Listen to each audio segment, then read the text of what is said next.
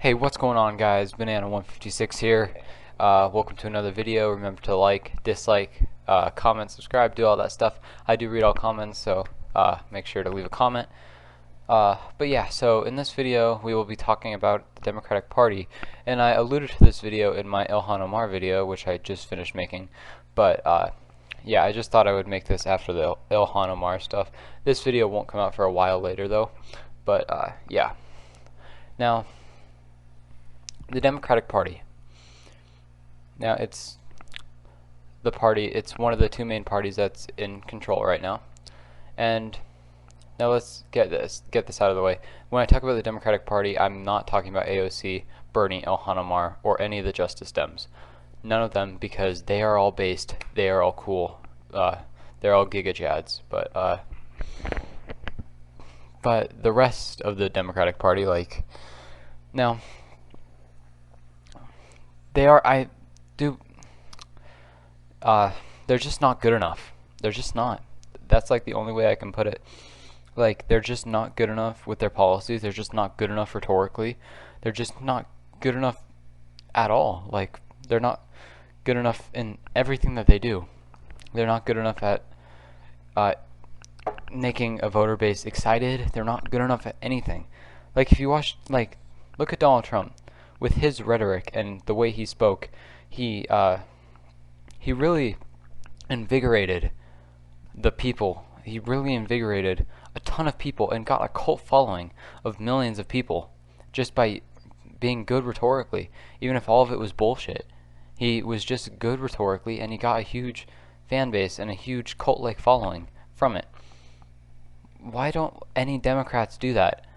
The closest, like, I think Bernie does a good job of it. Like, he has a cult-like following as well, but Bernie did a good job of it. But, like, what about, like, the liberals? Like, the majority of the Democratic Party, they're not good at it. Do you get excited to hear Joe Biden talk? Do you get excited to hear Kamala Harris talk? Do you get excited to hear Nancy Pelosi talk? No, you don't. You know what they're gonna say. Or, like, they're just boring. Like, they're not exciting. They don't get people excited. And not only that, their policies aren't good enough. Like promising $2,000 on the campaign trail in Georgia, and then only giving $1,600. Now I know it was $2,000 in total, but you said $2,000 checks if you vote us in, but you only gave us $1,600. And then the main problem with them is that they're scared to expend political capital. What does that mean? Well, political capital is saying, like, oh, if you elect me, I'll do this. So they're really slow at getting stuff done. Like, oh God, like universal healthcare, that's been there for. They just won't do it. They just won't do it. And it's just ugh. Like, they just won't do it, and they're just too slow, and they just aren't good enough. Their policies just aren't good enough. Like, yes, well, you know what, their policies are good enough for what they want to do. Their only goal is to keep the system how it is now, and hide it from the general public, hide it using identity politics and things like that. Just hide it from the progressives using identity politics, and hide it from everyone else like some other way. Now, what are liberal identity politics? Well, it's like the CIA ad is a perfect example of that. Yeah, sure, we're the CIA, and we do tons of coups in Latin America and prop up fascist dictatorships, but it's a girl boss doing it who's intersectional and has anxiety disorders. But, like, that's liberal identity politics, and they do this all the time. It's like, yeah, the top 1% controls 50% of the world's wealth, but at least some of them are women. You see, like, that's liberal identity politics. And that's just, and the thing is, some progressives fall for it, like the dumber ones, they'll fall for it, and it's just sad. But yeah, and you know, they're not cohesive enough. Like, look at the Republicans. All of the Republican congresspeople and senators will always vote the same on everything. They're all very cohesive. They all are very good at getting what they want done, and done quickly. And they are also very good at blocking what they don't want done. The Democrats aren't good at that because they will condemn the progressives who will vote with them no matter what, and who didn't do anything wrong, like Ilhan Omar, but they won't condemn conservatives like Joe Manchin and Christine Cinemas for being wrong, like straight up for not being a Democrat. They won't condemn them. They won't talk to them and say, "Oh, you aren't." No, you have to condemn them. Like, sure, it's within their right to vote however they want, but you should publicly condemn them for being bad at their job, for not representing the people. And like, why has Joe Manchin not had a talking to? Why is he so comfortable being being for the filibuster, doing all this stuff that Republicans do? Why is he so comfortable voting with the Republicans on everything? Why are you not pressuring him to vote with you? You have the majority, but it doesn't work if you have if Joe Manchin doesn't vote the right way. So you have to pressure him. Why is he so comfortable? Why is Christine Sinema so comfortable? Why is John Tester so comfortable? Why is Chris Coons so comfortable? Now I know that a few of those guys vote the right way most of the time, but on $50 minimum wage they didn't. So why are they comfortable? They need to be pressured 24/7 to vote the right way. Like, if I'm the Democratic leadership, I'm pressuring everyone constantly to vote for the bill that I'm introducing or whatever. Like the $15 minimum wage, I am pressuring everyone so goddamn much. They're getting like 50 emails a day and a strict talking to before the vote. Every single one of them.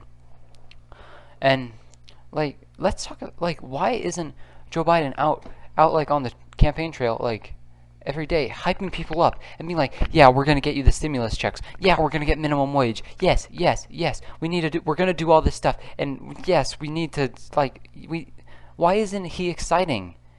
Why don't you have good rhetoric? Why aren't you trying to invigorate the voting base as much as possible? Like, you need to be loud and be exciting and get people excited, and like, you just can't be like, oh, Sleepy Joe. Like, his meme is being sleepy. You can't be that way. Like, look at Donald. Donald was great rhetorically. He was. And he still is great and it clearly worked. He has a cult following now. All the Democrats need to learn from that. They need to learn how to invigorate voting bases. They need to learn who should run for things. Like, I remember a few years ago, they ran some guy I've never heard of for the seat in Montana, or for the congressional seat in Montana. And sure, he came close to winning. But why are you running that guy? No one knows who he is. Run someone cool. Run someone young. Run someone with good rhetoric and knows how to talk and knows how to be likable. It's a personality contest in the end. And I know a lot of them are better legislators than the Republicans, but that doesn't matter. What matters is your personality and how well you are at invigorating the voter base. And where is going out and doing huge things about like the voter restrictions? I want Joe Biden out there making passionate speeches, like I want you putting your fucking heart and soul into that speech about the voting restrictions in Georgia or Texas or wherever.